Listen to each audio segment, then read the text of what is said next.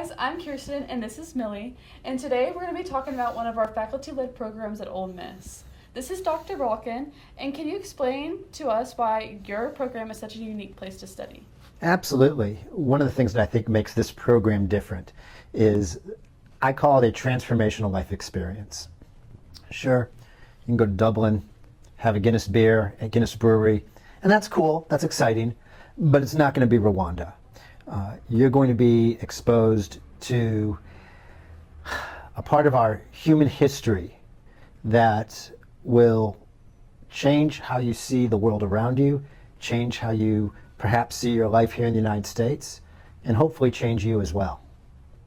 What major is this program beneficial to the most, do you think? I think it's beneficial to all majors.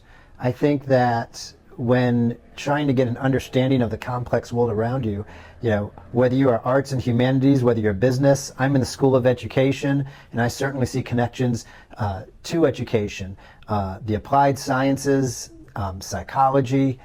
I think the themes of this trip are so universal that you're going to get something out of it.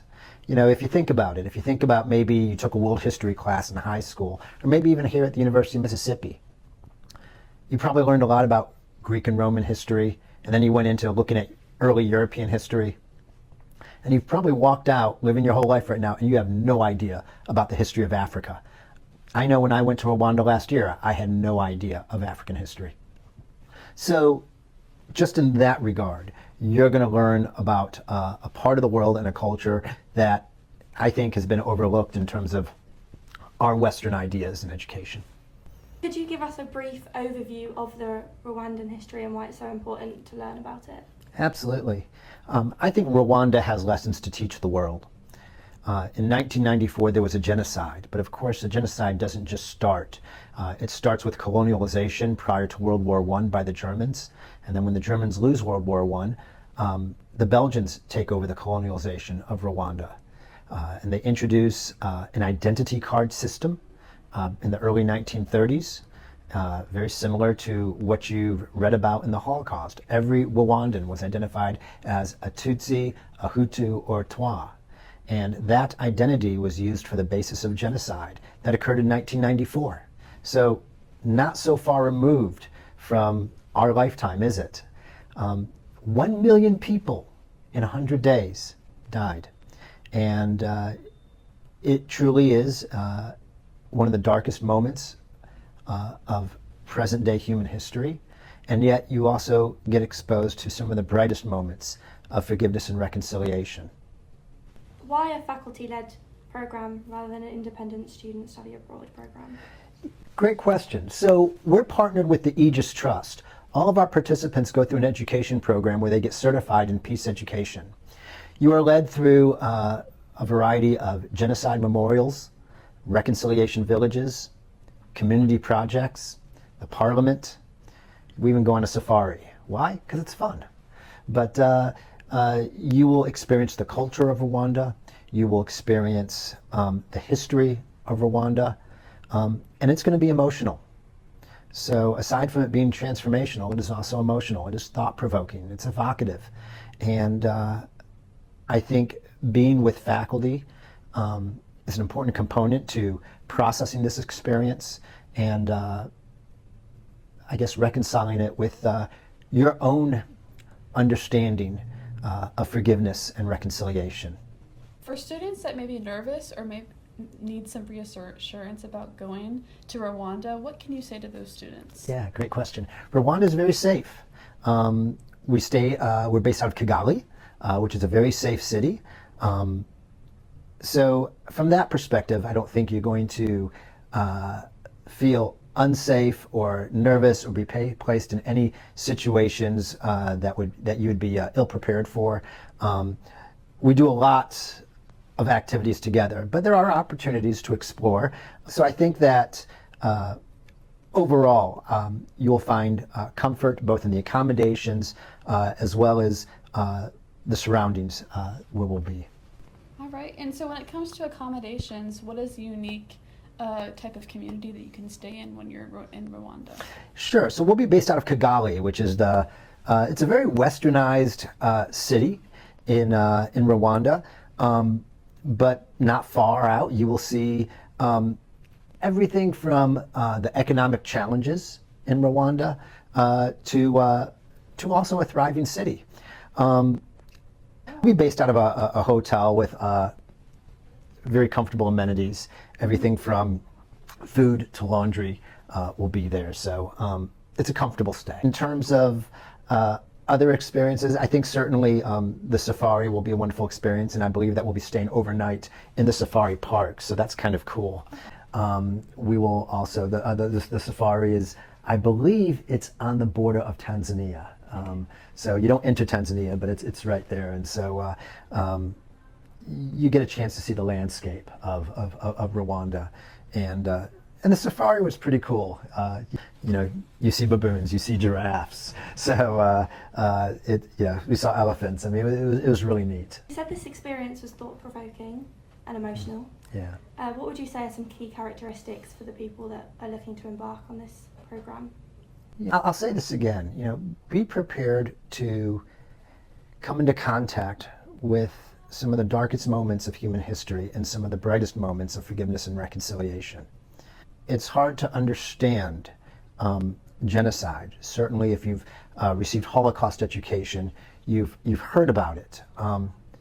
But you're going to come much closer to it than you ever thought. Rwanda has learned from the present day experiences of Holocaust denialism, and they have preserved this aspect of history. And it's hard to see, and yet so necessary to understanding the human experience and to being able to reflect on how a country that has experienced genocide develops into a country with a national identity and a unified presence, you know, in the world, which is, you know, why one of our guides said this to us, and I'll repeat: Rwanda has lessons to teach the world, and how peace comes about through forgiveness, not retaliation. I think that I'm glad that this trip is offered beyond the freshman experience, because I think it's so important that you do walk into this with a sense of emotional awareness and emotional maturity, but also know that you'll be among students who are seeing and experiencing the same thing. We're not going to leave you out there. We're going to talk about it. We're going to work through it. Me personally, you know, I'll be very present. And just so you know, my background is counseling, and my research area is forgiveness. And so I have a TED Talk on forgiveness. I have a book on forgiveness. And so I feel very connected to how this element fits into my own identity as a teacher and a scholar and as a counselor. How long is the duration of this Rwanda program? Yeah, great question. So this is a 2-week program during the winter session. So I believe around January 4th to January 17th. Keeping in mind it takes a day of travel each way.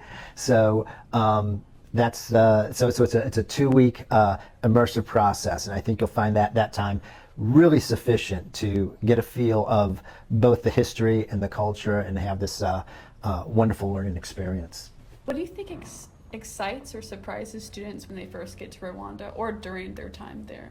I think when you first land in Kigali, you know, and you're seeing this very westernized city, it may feel, it may alter your perceptions of what Africa is.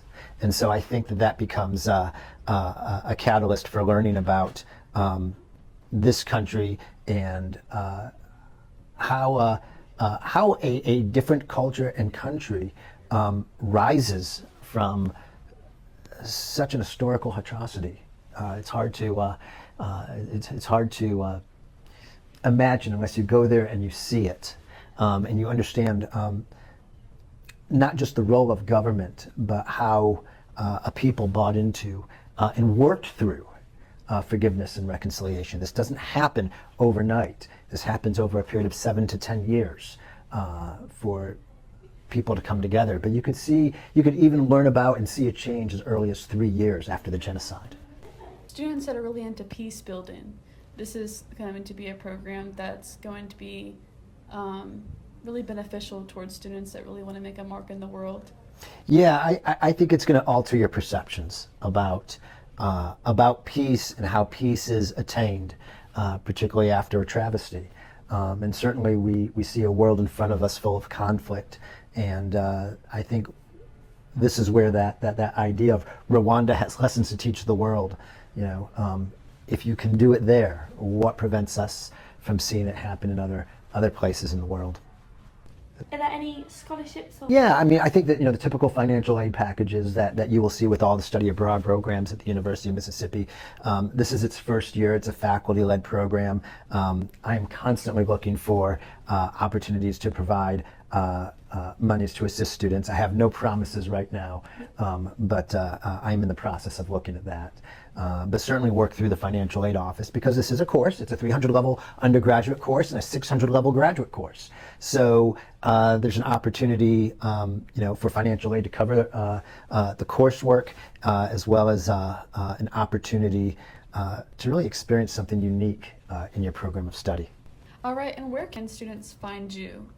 What is your building that they can find you for office hours? Yeah, thanks. So I'm in Guyton Hall in the School of Education, all the way at the far edge of campus. The easiest way to reach me is rsbalkin@olemiss.edu. And if you go to the Study Abroad website and scroll down and find Rwanda, you'll see the course syllabi, you will see you'll see my email, and you can reach out and contact me, and I'm happy to talk with anyone and answer any questions you all might have about the Rwanda experience. All right, thank you so much, Dr. Balkin, for coming in and talking to us about Rwanda. Thanks for having me. I'm really excited to bring this program to the University of Mississippi. Yeah, of course. Yeah. Any last words, Millie? all good. Thank you. Thank you.